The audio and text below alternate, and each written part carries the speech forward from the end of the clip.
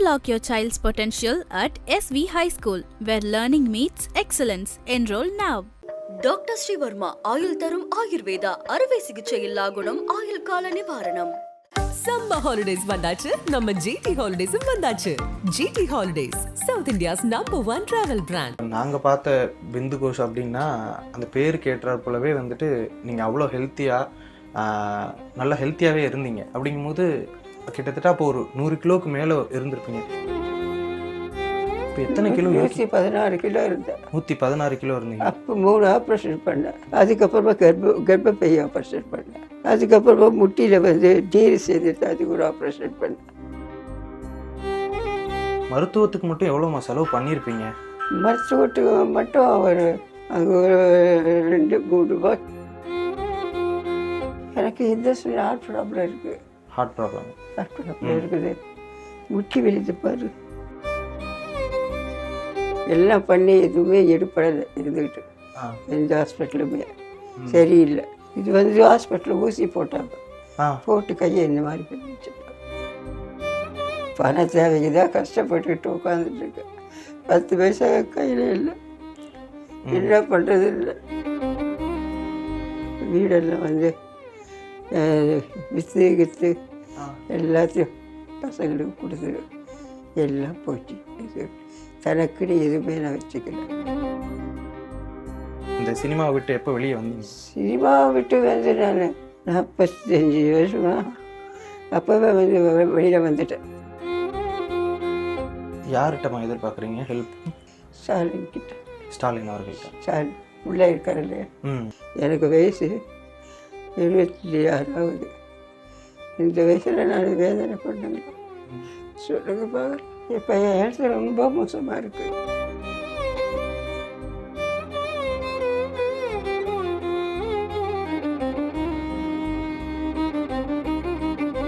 வணக்கம்மா. வணக்கம் தலைவர். எப்படிம்மா இருக்கீங்க? இப்போ ஹெல்த் எப்படி இருக்குது உங்களுக்கு? இப்போ என் ஹெல்த் ரொம்ப மோசமாக இருக்குது. இருக்கிறதா போகிறதா அப்படின்னு இருக்குது. எதுக்குமே முடியல. உடம்புல அவ்வளோ ப்ராப்ளம் இருக்குது. சுகர் இருக்குது, பிபி இருக்குது, எல்லாமே இருக்குது. முட்டி வலி இருக்குது, எல்லாமே இருந்துச்சு. எனக்கு ஹார்ட் ப்ராப்ளம் இருக்குது. இவ்வளவும் வச்சுக்கிட்டு நான் இருக்கிறேன். சரி இப்படிலாம் இருக்குது, வேதனையாக இருக்குது. இந்த ஹாஸ்பிட்டலில் போய் சேர்ந்தேன். அந்த ஹாஸ்பிட்டலில் 40,000 கூட 50,000 கூட. அவ்வளோக்கு நம்ம எங்கே போகிறது? அதுக்கப்புறம் சூரிய ஹாஸ்பிட்டல் எடுத்து அங்கே போனால் அதுக்கு மேலே இருக்காங்க. இவ்வளோ பணம் வேணும், அவ்வளோ பணம்னு கேட்குறேன். நம்மக்கிட்ட பணமாக வச்சு இருக்கோம் சொல்லுங்க பார்க்கலாம். நம்ம கஷ்டப்பட்டு தான் சாப்பிட்டுட்ருக்கோம். இல்லை, வேறு எந்த வழியும் இல்லை. ஏதோ இவர் எனக்கு கொஞ்சம் ஹெல்ப்பு பண்ணாருன்னா அவருக்கு ரொம்ப புண்ணியமாக இருக்கும். அவரை வச்சு நான் கொஞ்சம் நல்லா இருப்பேன் நான் அப்படின்ட்டு தான் அவருக்காக பேட்டி கொடுக்குறேன். அவர் உண்மையில் ஒரு தெய்வமாக இருந்தே இருக்கு. செய்யணும். யார்கிட்டமா எதிர்பார்க்குறீங்க ஹெல்ப்? ஸ்டாலின் கிட்ட. ஸ்டாலின் அவர்கள்ட்ட. ஸ்டாலின் உள்ளே இருக்கார் இல்லையா? அவர்கிட்ட. சரிம்மா. இதுவரை இப்போ மருத்துவத்துக்கு மட்டும் எவ்வளோம்மா செலவு பண்ணியிருப்பீங்க? மருத்துவத்துக்கு மட்டும் அங்கே ஒரு 2-3 ரூபாய். 3 லட்சம் ரூபா. ஆமாம், அவ்வளோ செலவு பண்ணாங்க. அவங்கள அண்ணன் அவங்க பண்ணாங்க. எல்லாம் பண்ணி எதுவுமே எடுப்படலை இருந்துக்கிட்டு. எந்த ஹாஸ்பிட்டலுமே சரியில்லை. சரின்னு சொல்லிட்டா வேணாம், இந்த மாதிரி இருக்குது, நம்ம பேட்டு கொடுத்து ஏதோ இதை வச்சு ஒரு நல்ல ஹாஸ்பிட்டலில் சேர்த்து நம்மளை நல்லபடியாக வாழ வைப்பார் அப்படின்னு உங்களுக்கு ஃபோன் பண்ணேன். ஆமாம். என்ன பிரச்சனைமா உடம்புல?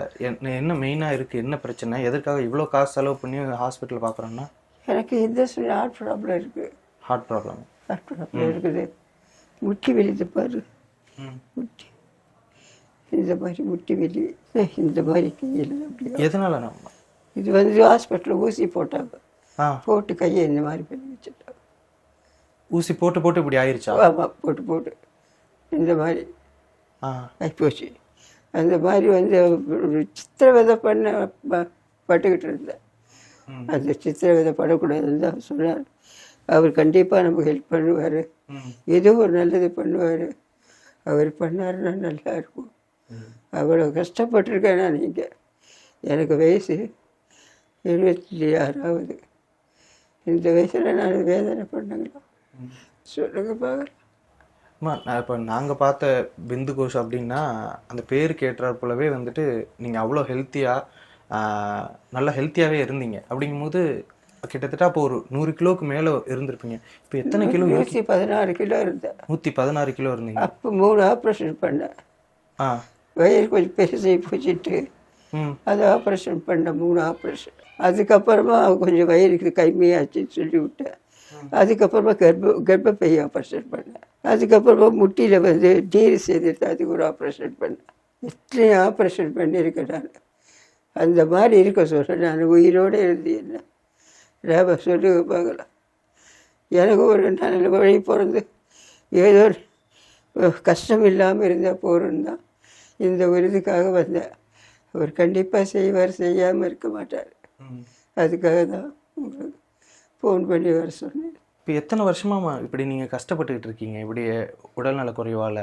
உடல்நிலவா குறைவால் நான் 40 வருஷத்துலேருந்து சொந்த வீட்டில் இருந்து அங்கே சொந்த வீட்டில் தான் வீடெல்லாம் வந்து விற்று கித்து எல்லாத்தையும் பசங்களுக்கு கொடுத்து எல்லாம் போச்சு. இது தனக்குன்னு எதுவுமே நான் வச்சுக்கல. பிள்ளைங்கன்னு சொல்லிட்டு பிள்ளைங்களுக்கு கொடுத்தேன். இப்போ எதுவுமே இல்லை. இப்போ எப்படின்னா அனாதை மாதிரி இருக்க யாரும் இல்லாமல். பிள்ளைங்க பார்த்துக்கலையாம்மா? பிள்ளைங்க தான் இவன் இருக்கிறான். இவனுக்கு வேலை இல்லை. சினிமா தான் இப்போ இப்படி இருக்குது. இவனுக்கு வேலை இல்லை. அவங்கெல்லாம் ஹைதராபாத்தில் இருக்காங்க. அவங்களோட முத பையன் மருமக பேச்சு எல்லாருமே. அவங்க எப்படிம்மா இருக்காங்க? அவங்க நல்லா இருக்காங்க. இப்போ அவங்க அப்போ உங்களுக்கு ஹாஸ்பிட்டலுக்கு யார் பணம் தந்தா? அப்போ முதல்ல இங்கே வந்தாங்க இல்லையா டேஞ்சர்னு சொல்லிட்டு, அப்போ கொடுத்து பண்ணிட்டு போயிட்டாங்க. அவ்வளோதான். அதுக்கப்புறம் கொடுக்கல. அதுக்கப்புறம் இப்போ 2வது பையன் தான் பார்த்துட்டு இருக்கிறாரா? இப்போ பண தேவைக்கெல்லாம் என்ன பண்ணிக்கிட்டு இருக்கீங்க? அதுதான் பண தேவைக்கு தான் கஷ்டப்பட்டுக்கிட்டு உட்காந்துட்டு இருக்கேன். 10 பைசா கையில் இல்லை. என்ன பண்ணுறது இல்லை. அவனே நம்ம எப்படி கேட்குறது? அவனுக்கு ஒன்றும் இல்லாமல் இருக்கான். யார் யார்கிட்டலாம் உதவி கேட்டீங்க இதுவரை இந்த சமயத்தில்? இதை நிறைய பேர்கிட்ட கேட்டேங்க. ஒரு 4-5 பேர்கிட்ட கேட்டேன். கேட்டு வந்து எந்த உதவியும் சரியாக பண்ண மாட்டேங்க. கரெக்டான ரெஸ்பான்ஸ் எதுவும் வரலையா? சரி சொல்லிட்டு நான் அதை விட்டுட்டேன் இருந்துட்டு. சரி அப்போ தான் வந்து சதீஷ் சொன்னார், இவர்கிட்ட நீ வந்து போனேன்னா கண்டிப்பாக இதை உனக்கு பண்ணுவார், செய்வார். இதை வச்சு ஏதோ நீ பிழைச்சிக்கலாம், உங்கள் உடம்பை பார்த்துக்கலாம், உன்னை நல்லா இது ஜீவ மாதிரி பார்த்துக்குவார் அவர் அப்படின்னு சொன்னதால தான் சரின்னு சொல்லிட்டு நான் இங்கே ஃபோன் பண்ணி வர சொன்னேன். இப்போ உங்கள் முத பையன் நல்லா தானேம்மா இருக்காரு. இப்போ நீங்கள் ஃபோன் பண்ணீங்களா? அவர் ஏதாவது எடுக்கவே இல்லை. ஃபோன் எடுக்கலையா? யாரும் எடுக்கல. உங்கள் மருமகிட்ட கேட்டிங்களா? எல்லாரும் எடுக்கல. யாருக்கிட்ட எடுக்கல. எத்தனை ஃபோன் பண்ணியிருக்கேன். யாரும் ஃபோன் பண்ணி எடுக்கலையாமா? யாரும் எடுக்கல. எத்தனை ஃபோன் பண்ணியிருக்கேன். இன்னைக்கு கூட பண்ணியிருக்கீங்க? பண்ணியிருக்கேன். எடுக்க மாட்டாங்க, கட் பண்ணி வச்சுருவாங்க. ஆமாம். அதனால் அவங்களுக்கு நம்ம வேண்டாம். அவங்க இருந்தால் இருக்கட்டும், அவங்க சத்தா சாகட்டும். நான் போட்டுட்டேன், வாரி போட்டுடும் அப்படின்னு. நடிகர் சங்கத்து சைட்லேருந்து உங்களுக்கு ஏதாவது உதவி வந்துச்சா? நடிகர் சங்கத்தில் இது வரைக்கும் வரல. இல்லை, நடிகர் சங்கத்தில் நீங்கள் இப்போ முறையாக நீங்கள் அவங்கக்கிட்ட போகலாம்லம்மா. ஏன்னா நீங்கள் நடிகர் சங்கத்தை சேர்ந்த ஒரு ஆளாக இருக்கும் போது நீங்கள் முறையாக அங்கேயும் ட்ரை பண்ணியிருக்கலாம்ல. இப்போ அங்கேருந்து உதவிகள் கிடைக்கும். இல்லை, நடிகர் சங்கத்தில் கூட இது பண்ணிட்டேன். இல்லை, அங்கே கூட இல்லை, கேட்டும் கொடுக்கப்படலை. ஓகே, அதெல்லாம் வரல. எதுவுமே நமக்கு வாய்ப்பு வந்து யாராவது கொடுக்குற வாய்ப்பே இல்லை. எதுவுமே எதை சொல்லுவாங்க, நீங்கள் நினச்சா தான் கொடுக்கணும், அந்த மாதிரி இருக்கு என்னுடைய இது. அது எப்படி இதாக பண்ணுறது ஒன்றும் புரியல. அதனால தான் அவங்ககிட்ட கூட சொன்னேன், இந்த மாதிரி என்னடா பண்ண போகிறேன், இந்த மாதிரி இருக்கே நம்ம நிலமை அப்படின்னு சொல்லிட்டு. இல்லை, இதுக்கு நம்ம போனோம், இது போனால் கண்டிப்பாக இது ஒரு நல்லது நடக்கும், அதை வச்சு வேறு ஹாஸ்பிட்டல் கூட நம்ம சேர்ந்துக்கலாம் அப்படின்னு சொல்லித்தான் வர சொல்லுது. இப்போ கண்டிப்பாக இப்போ நம்ம கூட ஒரு சிலர் கூட நடிச்சிருக்கோம்னா அது சார்பாக நம்ம அவங்ககிட்ட போய் கேட்டால் பழக்கத்துக்காக செய்ய வாய்ப்பு இருக்குது. நீங்கள் நிறைய படங்கள் கமல்ஹாசன் அவர்கள், ரஜினி அவர்கள் கூடலாம் நடிச்சிருக்கீங்க. அவர்களுடைய தொடர்பு முன்னெல்லாம் எப்படிமா இருந்தது? எப்போ அதெல்லாம் கட்டாச்சு? நீங்கள் அந்த நடிகர்கள் கூடலாம் எப்போ நீங்கள் பேசுகிறத விட்டீங்க? இந்த சினிமாவை விட்டு எப்போ வெளியே வந்தீங்க? சினிமாவை விட்டு வந்து நான் 45 வருஷமா அப்போவே வந்து வெளியில் வந்துட்டேன். சினிமான்றது அவ்வளோதான் அப்படின்ட்டு. அப்போ நாடகங்கள் இதெல்லாம் பண்ணிக்கிட்டு இருந்தேன். இந்த ஹெல்த் இப்படி ஆனதுக்கப்புறம் தான் சினிமா விட்டீங்க? ஆமாம், ஹெல்த் மோசமானதுக்கப்புறம் தான் சினிமா விட்டதுக்கப்புறம் தான் ஏதோ நாடகங்கள் பண்ணிக்கிட்டு இருந்தேன். சினிமாவில் இருந்த வரைக்கும் உங்கள் வாழ்க்கை எப்படிம்மா இருந்தது? அந்த சமயத்தில் எப்படி சம்பாரிச்சிட்டு இருந்தீங்க அப்போ ஒரு படத்துக்கு? அப்போல்லாம் வந்து கம்மி தான். ஆ. ஒரு படத்துக்கு 2000 கொடுப்பாங்க, ம் 1000 ரூபாய் கொடுப்பாங்க. ம் ஃபுல் படத்துக்கு ஒரு 3000 ரூபாய் கொடுப்பாங்க. ம் அவ்வளோ, அதுக்கு மேலே கொடுக்க மாட்டாங்க அப்போல்லாம். கடைசியாக வாங்கின பெரிய சம்பளம் என்னம்மா? கடைசியாக நான் சம்பளம் வாங்கினது ஏதோ ஒரு படத்துக்கு வாங்கினேன். ஆ. இப்போ 1500 ரூபாய் வாங்கினேன். கடைசியாக வாங்கின சம்பளமே அவ்வளோ? அவ்வளோதான் வாங்கினேன். ஆ. அப்போ அந்த சமயத்தில் நீங்கள் சம்பளம் வாங்கிக்கிட்டு அப்போ நீங்கள் சொந்த வீட்டில் இருந்தேன் அப்படின்னு சொன்னீங்க. அந்த சமயத்தில் எப்படி எல்லாரும் உங்களை பார்த்துக்கிட்டாங்க? அது சினிமாவெல்லாம் விட்டதுக்கப்புறம் உங்ககிட்ட இருந்து ஒரு சம்பளம் வரல அப்படிங்கிறதுக்கப்புறம் நீங்கள் எப்படி ஆகிட்டீங்க? சொந்த வீடு இருந்தது அப்போ இல்லை. நீங்கள் வாங்கினதா அது? ஆமாம், அப்போ நான் வாங்கின வீட்டு எல்லாம் பார்த்துக்கிட்டாங்க. படம் வரும் இல்லையா? ஆமாம். அதுக்காக நல்லா பார்த்துக்கிட்டாங்க. அப்புறம் கொஞ்சம் சண்டை தகராறு வந்த உடனே எல்லாம் பிரிஞ்சுட்டாங்க. தனித்தனியாக, அவங்க தனி இவங்க தனி, அப்படி போயிட்டாங்க. வீட்டையே வித்தாச்சு. இப்போ இருக்கிற இந்த வீடுமா? இது வாடகை வீடு. வாடகை வீடு? இதுவே வாடகை வீடு 7000 ரூபாய். இது வீட்டில் தான் இருக்கேன். இது வாடகை கட்டணும், இது கட்டணும், எல்லாமே கட்டணும், கரண்ட் பில்லு கட்டணும் எல்லாம். என்ன பண்ணுறது? அவனை என்ன செய்வான்? அவனே எத்தனை இடத்துக்கு போய் கஷ்டப்படுவான். எதுவும் நமக்கு ஒர்க் அவுட் ஆகலை. இனிமேல் தான் கடவுள் என்ன பண்ணுறாரு, இதை இவரை வச்சு தான் எனக்கு ஒரு நல்ல காலம் பருவம் இல்லைன்னா வராது. இப்போது ஹாஸ்பிட்டல்லாம் வந்துட்டு என்ன ரீசன் சொன்னாங்க? இப்போ தோராயமாக இப்போ எவ்வளோ தேவைப்படுது உங்களுக்கு இப்போ ட்ரீட்மெண்ட் எல்லாத்தையும் பார்க்கணும் அப்படின்னா? ட்ரீட்மெண்ட்டு எல்லாம் பார்க்கணுன்னா ஒரு 5 லட்சம் ரூபாய் வேணும். இப்போ மேற்கொண்டு உங்களுக்கு பார்க்கணுன்னா 5 லட்சம். ஆல்ரெடி ஒரு 3-4 லட்சம் செலவு பண்ணிருக்கீங்க. சரியாச்சு. ஆமாம், ஓகே. இது வேணும். இது வந்தால் இது வேறு எங்கேயாவது பார்த்துக்கலாம். கொஞ்சம் இருக்கிற பணத்தை வச்சு ஏதோ ஒரு பேக்கில் போட்டு வீட்டை பார்த்துக்கலாம், வேறு ஒன்றும் இல்லையே அப்படின்னு தான் இதுக்காக வந்து பண்ணுறது. இதுவரை ஒருத்தர் கூட இருந்து கூட ஒரு நலம் விசாரிக்கலையாம்மா இந்த சினிமா உலகத்துல இருந்து? யாரும் இங்கே வரல. இவ்வளவு படங்கள் பண்ணியிருக்கீங்க, 10 கூட வரல யாரும். ஒரு டைரக்டர், ஒரு ப்ரொடியூசர், ஒரு ஹீரோ, யாருமே வரல, யாரும் பார்க்கல. எதுக்கு பார்க்க போகிறேன்? அப்போ கொடுத்தாரு லாரன்ஸ் மாஸ்டர். அப்போ ஒரு 25 ரூபா கொடுத்தாரு. அப்போ 25,000 உடம்பு சரியில்லை, அவ்வளோதான். அதுக்கப்புறம் யாரும் தெரியல. அதுக்கப்புறமும் ஹெல்ப் கேட்டாலும் இல்லைன்னு சொல்லிட்டாங்க. அவ்வளோதான், வேறு யாரும். லாரன்ஸ் அவர்களை தவிர்த்து வேற யாருமே உங்களுக்கு இன்னும் உதவி செய்யலை? இல்லை, விஷால் கூட நமக்கு ஹெல்ப் பண்ணியிருக்காரு பாவம். அவரும் எனக்கு ஃபஸ்ட்டு ஒரு ஹாஸ்பிட்டல் அட்மிட்டாக சொல்ல அப்போ பண்ணியிருக்காரு. அவரும் எனக்கு பண்ணியிருக்காரு, இல்லைன்னு சொல்லக்கூடாது. அதுக்கப்புறமா மீதி ஆட்கள் தான் யாரும். அதுக்கப்புறமா இத்தனைக்கு காரணம் வந்து எனக்கு என்ன, இப்போ ஒரு நல்ல ஒரு நிலைமைக்கு அவரால் ஒரு நல்ல நிலைமைக்கு வரணும். ஏதோ கடன் தொண்ணு இல்லாமல் உடம்பு பார்த்துக்கிட்டு இருக்கிற படத்தை வச்சுக்கிட்டு ஏதோ ஒரு தெய்வமாக நினச்சி நான் கும்பிட்றேன். அவர் செய்யணும், அதை தான் நான் கடவுள் வேண்டுறேன். நல்லா உழைச்சிட்டு இருந்திருப்பீங்கம்மா. அப்போது நிறைய படங்கள் பண்ணியிருப்பீங்க. டான்ஸ் ஒரு கோரியோகிராஃபராக சரி, ஆக்டராக சரி, காமெடி நடிகராக சரி, நிறைய பண்ணிட்டு நிறையா சம்பாதிக்கும் போது நிறைய பேர் இருந்திருப்பாங்க. அப்போ தனக்குன்னு கொஞ்சம் சேர்த்து வச்சுருந்துருக்கலாம் அப்படின்னு நீங்கள் நினச்சிங்களா? சொந்தக்காரங்க எல்லாம் வந்து பிடிக்கிட்டு போயிட்டாங்க, எல்லாம் போயிடுச்சு, அவ்வளோதான். சொந்தம் சொல்கிறத எடுத்து கொடுத்துட்றோம். அதுக்கப்புறமா தான் கஷ்டப்படுது, நமக்குன்னு ஒன்றுமே இல்லை அப்படின்னு. அப்புறம் அந்த வீட்டில் என்ன இருக்குது? ஒன்றும் கிடையாது. அதை இப்போ ஃபீல் பண்ணுறீங்களா? நம்ம கொஞ்சம் எடுத்து வச்சுருக்கலாம்? ஆமாம், அதுதான் ஃபீல் பண்ணுறேன். இதை மாதிரி நம்ம எடுத்து வச்சுக்க விட்டுட்டுப்பேன், அதுதான் பெரிய தப்பாக போச்சு. அதனால தான் இந்த பையனும் கஷ்டப்படுறான். அவனை பற்றி கவலை இல்லை, இவன் கஷ்டப்படுறான். அதுதான் மனவேதனையாக இருக்குது. அவர் இப்போ நல்லது பார்த்தவர் எனக்கு ஒரு பண்ணாருன்னா ஏதோ நிம்மதியாக இருப்பேன் நான் கொஞ்ச நாளைக்கு. இல்லைன்னா இருக்க மாட்டேன். உடம்பு உங்களுக்கே தெரியுது அந்த மாதிரி. சொந்த பையன் வந்துட்டு இப்போ ஃபோன் எடுக்கலன்னு சொன்னீங்க. இப்போ உங்ககிட்ட நிறைய பயனடைஞ்சு உங்கள் சொந்தக்காரங்க யாராவது ஃபோன் எடுத்தாங்களா, உதவின்னு சொல்லி வந்தாங்களா?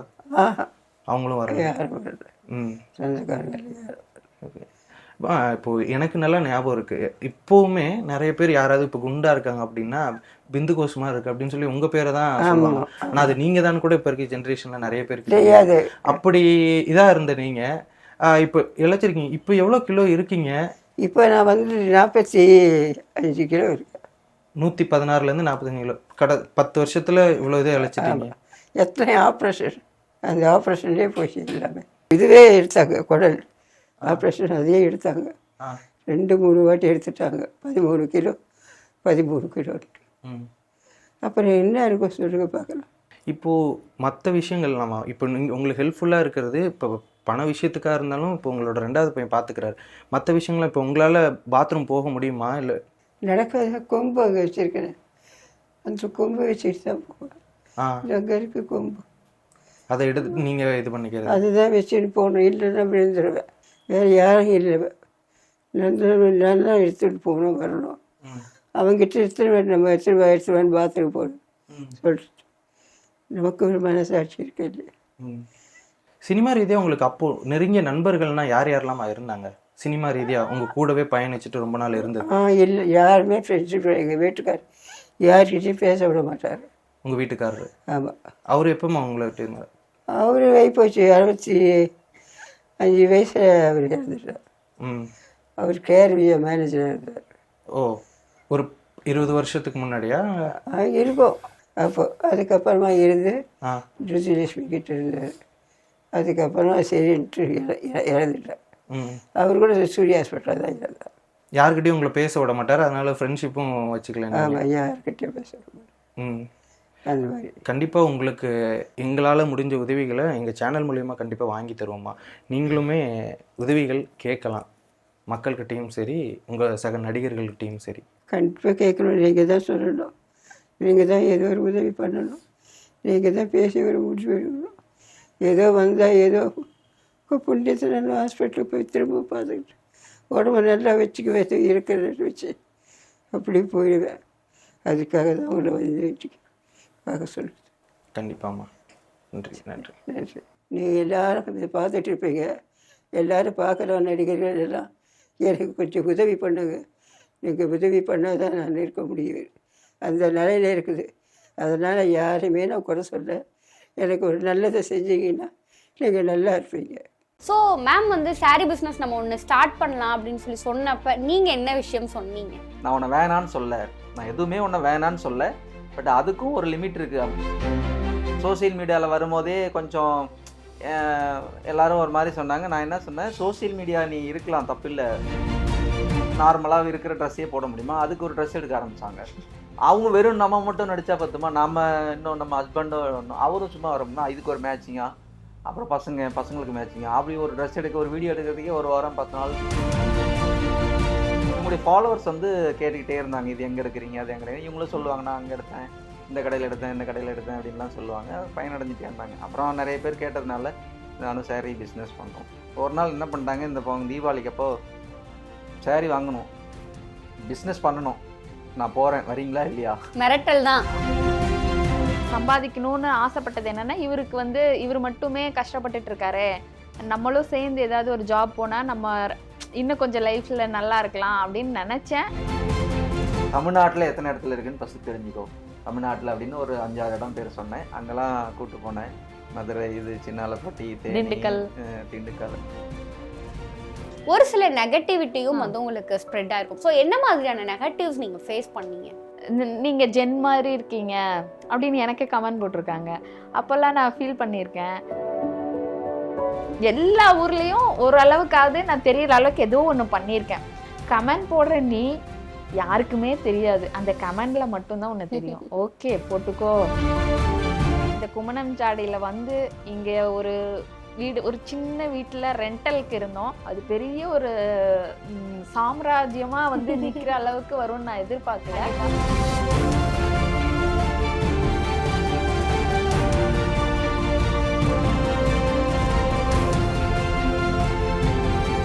Unlock your child's potential at SV High School, where learning meets excellence. Enroll now.